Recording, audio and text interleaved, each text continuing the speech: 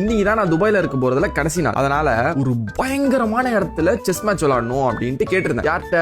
Dubai மாமாட்ட. ஏன்னா இவர் தானே ஃபுல் செலவு பாத்துக்கிறாரு.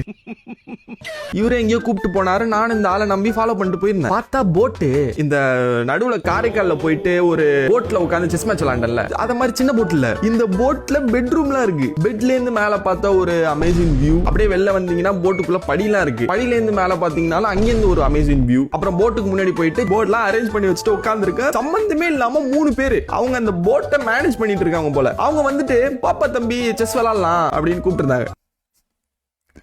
அவ சுடு தண்ணியிலே கைய விடுவா, சும்மா விடுவா. மேட்ச் டக்கு டக்குன்னு முடிஞ்சு 3 பேரையும் ஜெயிச்சிட்டேன். நான் என்ன பண்ணேன், விளையாடுறப்பவே சும்மா ஒரு பிட்ட போட்டு விடுவோம் அப்படின்ட்டு, தோத்துட்டீங்கன்னா தண்ணியில குதிச்சிருங்க அப்படின்னு சொன்னேன். மேட்ச் முடிய போய் குதிக்கிறாங்க. இதுல கேப்டன் வந்துட்டு மேட்சை போட்டு ஜெயிச்சதுக்கு அப்புறம் போய் குதிக்கிறாரு. அவரு வாட்ச் எல்லாம் கழட்டி கொடுத்துட்டு தொப்பியெல்லாம் என்கிட்ட கையில கொடுத்துட்டு போய் குதிச்சிடறாங்க. இது எல்லாத்தையும் இந்த துபாய் மாமா ஓரம் உட்காந்து பாத்துட்டு இருந்திருக்காரு. பார்த்துட்டு இந்த லைஃப் ஜாக்கெட் எல்லாம் இருக்குல்ல போட்டு வருவாங்களே தண்ணியில குதிச்சு அப்படியே மிதக்கிறதுக்கு, அதெல்லாம் போட்டுட்டு வந்து உட்காந்துருக்காரு. கை கொடுத்துட்டு மேட்ச் ஒரு வழியா விளையாட ஆரம்பிச்சிட்டாரு. இவர் கூட செம டஃப் கொடுத்தாரு. சூப்பரா விளையாண்டாரு. செம ஈக்குவலா போச்சு.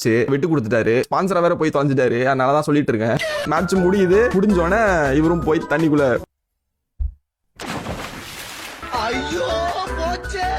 இதெல்லாம் நடக்கிறப்பதான் எங்களுக்கு ரியலைஸ் ஆகுது ஃளைட்டுக்கு டைம் ஆச்சு. சீரியஸாவே எங்களுக்கு அப்படியே பதறிட்டு கடன்னு போட்டை கரையில நிப்பாட்ட சொல்லி அங்கிருந்து காரை பிடிச்சி ரூமுக்கு போய் ரூம்ல இருந்து இருக்கிறது எல்லாத்தையும் பேக் பண்ணிட்டு ஏர்போர்ட் போறதுக்குள்ள செம டைம் ஆயிடுச்சு. லிட்டரலா நான் ஓடுறேன். இதுல நடுவுல பாஸ்போர்ட் வேற எங்கன்னு தெரியல. அது எல்லாத்தையும் பேக பிரிச்சு கலைச்சு போட்டு அந்த பாஸ்போர்ட்டை எடுத்துட்டு நானே துபாய் மாமா அவரோட எடிட்டர் எல்லாரும் ஓடுறோம் தக்கன்னு. நான் அந்த அளவுக்கு என் வாழ்க்கையில ஓடுனதே இல்லை. சரி கடைசியில என்ன ஆச்சு, ஃளைட் ஏறினா இல்லையா, அதை அடுத்த வீடியோல சொல்றேன். நன்றி வணக்கம்.